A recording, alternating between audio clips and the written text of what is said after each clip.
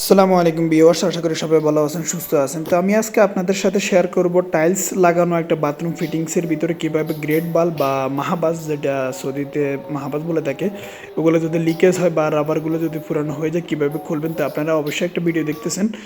তো এখন আমি সাইডে আসার পরে প্রথমে আমি অনেক চেষ্টা করলাম বা গুটি বা ডালি, আপনারা যেটা বলে রেন্সের সাহায্যে বার করার জন্য, কিন্তু আসলে এটা অনেক বছর পুরানো, প্রায় 15 বছর হয়ে গেছে, যেটা আমি আমার কোম্পানি থেকে জানতে পারলাম।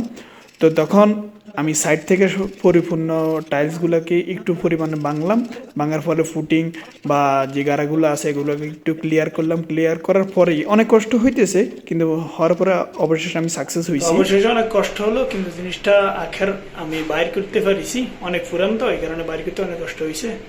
এই হলো সিস্টেম।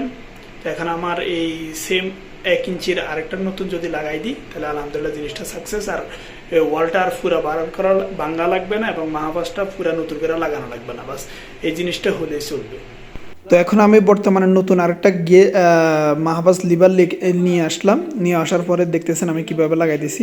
আগের পেঁয়াজগুলো নষ্ট হয়নি আলহামদুলিল্লাহ, সুন্দর মতে। আপনি পেঁয়াজের ভিতরে দেওয়ার পরে যেহেতু আমার গুটি নেই, তো যেভাবে আমি করা লাগবে, প্রথমে আমি একটা নোস রেঞ্চ নিলাম, তারপরে একটা গুটি নিলাম। গুটি 30 নম্বর গুটি বা 30 নম্বর ডালি, আপনারা যেটা দিয়ে পারেন ওইভাবে করতে হবে, কারণ 1 ইঞ্চি হিসাবে ওইভাবে হয়। তাহলে তারপর আমি গুটি এবং রেঞ্চের ইউজ করেই আমি এই মাহাবাসের লিভারটা লাগাই দিয়েছি। তো অবশ্যই আপনারা দেখতেছেন।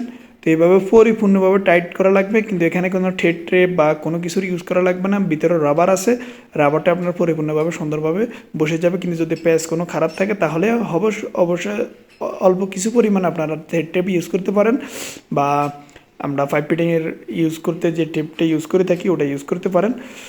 তো এভাবে আপনারা আখের একদম লাস্ট পর্যন্ত যে টাইটটা দেওয়ার একদম টাইট করে দেখবেন। তারপরে অবশ্যই দেখবেন লিকেজ হয় কিনা বা কোনো প্রকার লিকেজ আছে কিনা।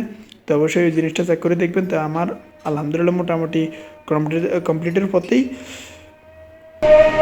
আলহামদুলিল্লাহ মোটামুটি সাকসেস হয়ে গেল। দেখতেছেন মোটামুটি লাগিয়ে দিলাম। একটু টাইলস ভাঙা লাগলো, কিছু করার নেই, ওই আর কি। তো অবশ্যই এই ধরনের নিত্য নতুন ভিডিও পেতে আমার চ্যানেলটা সাবস্ক্রাইব করে আমার পাশে দেখবেন ইনশাআল্লাহ।